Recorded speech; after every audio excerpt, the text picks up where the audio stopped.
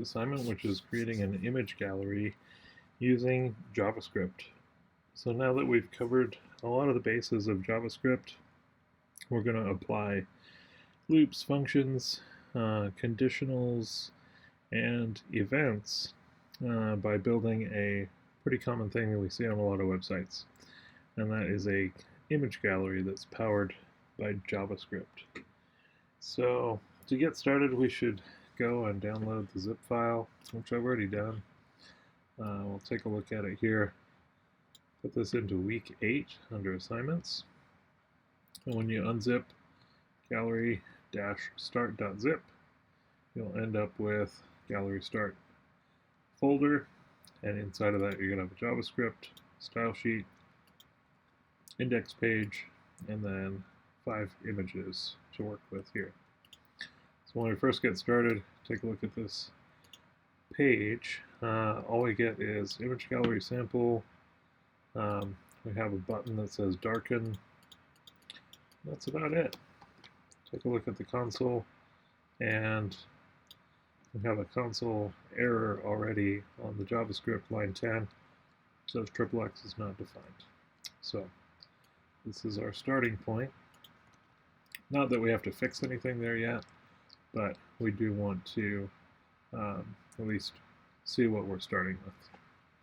So in the file downloads, the HTML has an h1 tag, a div with a class of full image, an image with a source for the first picture. It also has a class called displayed-image. Then we have an empty div called overlay, which is what will end up showing a darker background when we click to enlarge the image. Got that button that we saw. So here's an example right here. And then we have an empty div for the thumbnail bar. This is what our finished work should look like. And we should have our heading and everything in place. So before we get too detailed there, let's just take a look and open our index file. So here's our HTML. We have our heading. We are linking to the right JavaScript file. And we have all these placeholder elements ready to go. So one thing to take a look at as well is the CSS.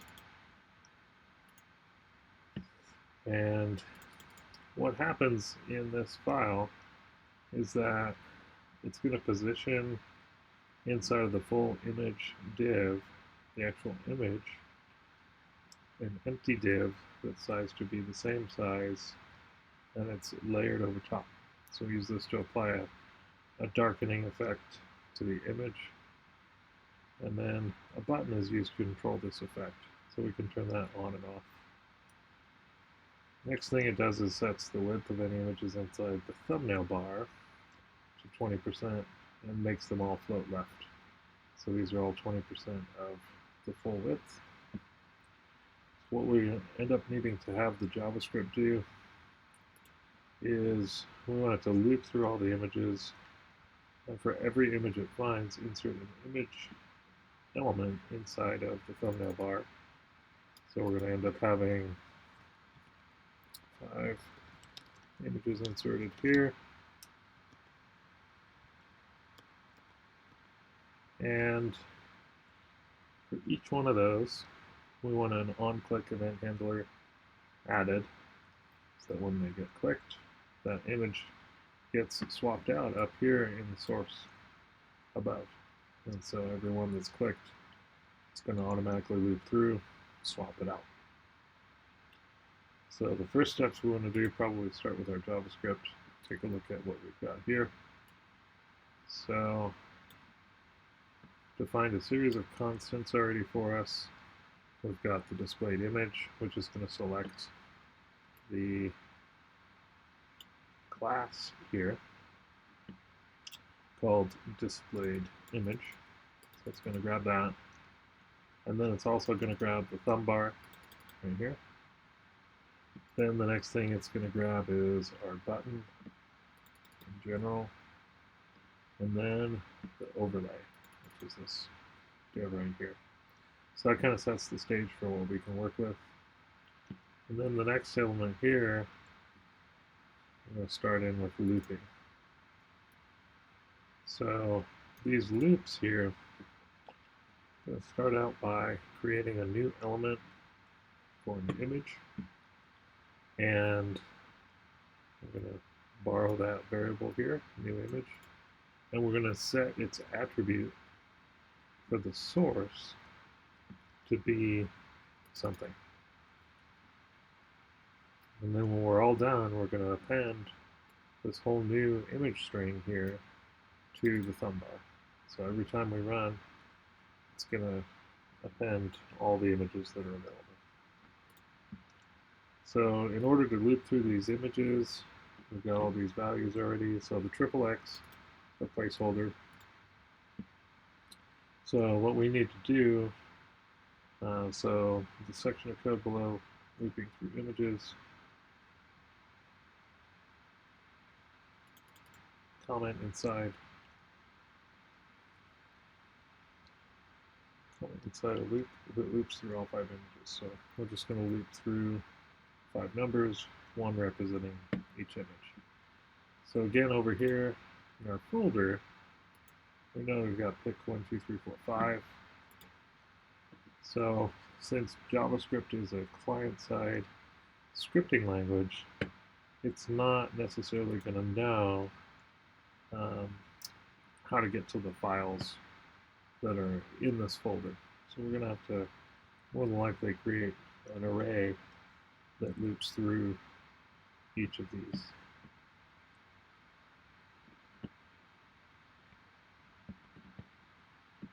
And then each loop, we're going to replace the XXX placeholder with a string that was going to equal the path of the image.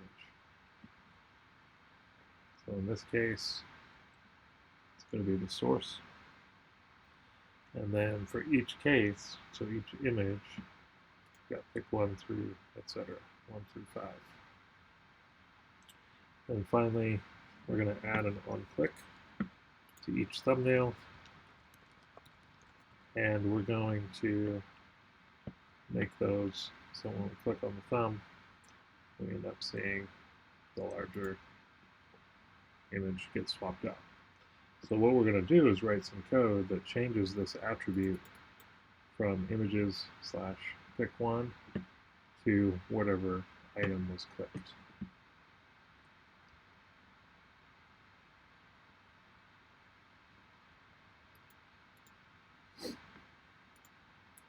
Next, we're going to write something that runs the lighten darken mode. So whenever we press that button up here, we're going to lighten or darken. We're going to add a filter to our page so that we either see a dark overlay or not. So that's going to be achieved by just changing the background color and some transparency using JavaScript. So the last thing, just to make sure, we're going to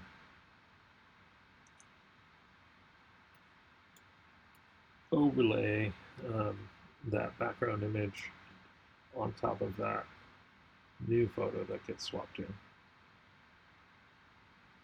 So these 3 lines of code are what we're going to ultimately borrow and use in steps 2 and 3 up here.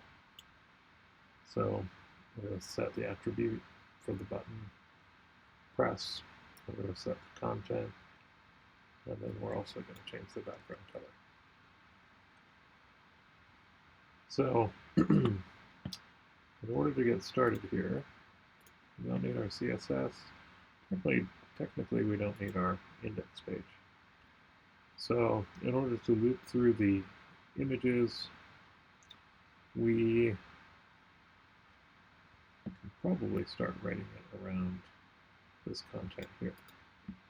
So our images, let's see here, images, our names, pick one, 2, 3, 4, 5 .jpg, pick one .jpg, pick 2 .jpg, etc. So we could put these into an array, but that would be kind of hard-coded. So if ever I added a pick 6, 7, 8, 9, this is just going to continue looping until there's no more images. So what we want to do first, we probably want to define this as a for loop. And for right now, we could technically hard-code this to the number of images we know exists. So our for loop starts with a condition, and I think we'll at least start putting all of this content inside our loop. Sorry, I didn't mean to turn that on. And so our condition is going to be declaring I equal to 1, and then I is going to be less than or equal to 5, and then we're going to increment I each time this loop runs. So when this loop runs, we're going to create a new image tag, call it new image, and then we're going to set the attribute to be not XXX. So in order to deduce what the path is, again, let's look at where our images are stored is the image folder, pick 1, pick 2, 3, 4, 5. So knowing it's a loop, we can do some concatenation here. And we're going to not use XXX, we're going to use the path. So images / pick, and then a plus. And then we're going to replace the I with every time our loop runs. So it's going to go 1 through 5. And then we're going to append JPEG, like so. So create the image, set its attribute for the source. Technically, we should be setting its attribute for the alt, but we'll skip that for now. So then we're going to take this whole new image string, and we're going to append it to the thumbnail bar. And then the last point that we want to do is create an event listener. So what we'll do, every time one of these images in the thumbnail bar is clicked, we're going to assign a function. And that function is going to perform this event for us. So we're going to say new image, and the method will be onClick, oops, lowercase, and we're going to set it equal to this unnamed function, like so. And the one parameter we're going to pass is in letter E, and that stands for event. So this is common practice here for adding an event listener. So what we are going to do is look for the displayed image up here. So that's the big image. Displayed image. And its source. And we're going to change its source to be whatever is being clicked. So the target and its source. So when we're clicking on thumbnail 1, it's going to change E to be its target click and its source value. So we can save this, and then let's open up our gallery and see what happens. See if we get rid of that first error that we had with the XXX showing up. So let's look at our console. Don't have any errors related to our file. So notice, click on that, nothing happens. But I now have a cursor that shows up on these thumbnails. So I click on the first one, click on the second, third, fourth, fifth, third, second, fourth, first. Looks like everything's working as planned. So next thing to tackle is this darken. So what we're going to do again is create an onClick function. It's going to be anonymous. So we can just do this right here after the comments here. So first thing we want to do is target the button and assign an onClick event to it. So we're going to say button-onClick. I'm going to set it equal to this anonymous function. And this is where the fun starts. So let's go back to our assignment here. And it tells us that we're going to need these 3 lines here. And so the first thing I'm going to do is check the current class name that's on the button. Let's take a look at the button. So we want to look for the class of dark. So I can tell we're going to need an if statement. So if the class is dark, do something. Otherwise, do something else. So if it's already dark, we want to make it light. If it's already light, we're going to set it to dark. So first thing we'll do is check for that. So in order to check for that, we need to be able to get the class on button.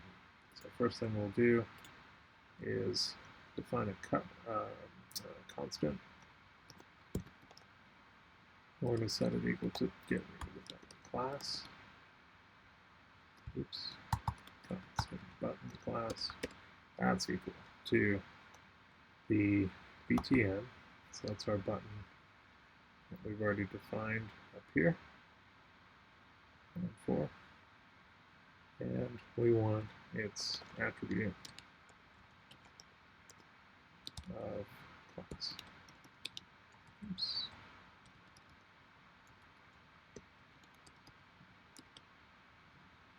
So that should tell us whether the value is dark or light. So next thing we'll do is drop into this if statement. So if the class is dark, change the button class to light using set attribute. So I'll say if, there's our criteria. If that is true, do something else, do this. So if button class is dark, do all that, and is should be strict, so we check for type and value, so string, and the word dark. And then we're going to set the button attribute for the class. Now instead of being our placeholder of XXX, we're going to say light. So we'll change its value when it's pressed. And then we're going to actually change the text inside the button. I'm going to say button text content is equal to light.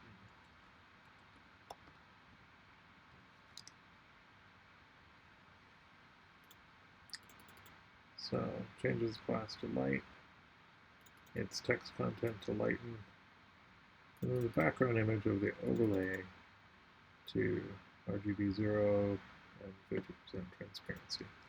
So in order to target that, we want overlay, which we've already got here. So we want to reuse that. So overlay, and then we want to affect its style. So we're going to use the method style. And then we want the property background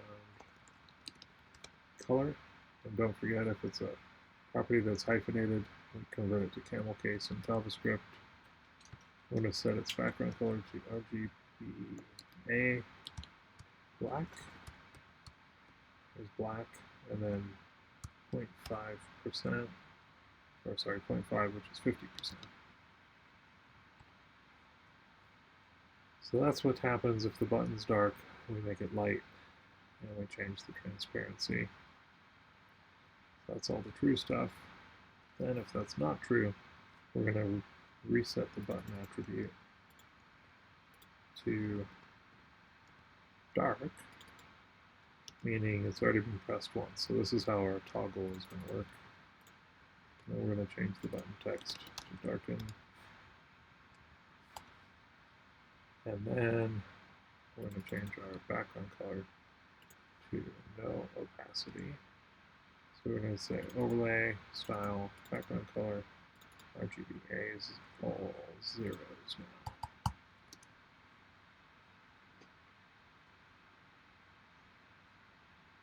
So a little bit complex. We've got a few steps that are kind of doubled up here where we're setting an attribute, changing its text and its background. So all of these steps are spelled out here in our HTML, or sorry, in our assignment here, of what we need everything to do. So we really need to kind of plan this out ahead of time. This is kind of like pseudocode, these steps.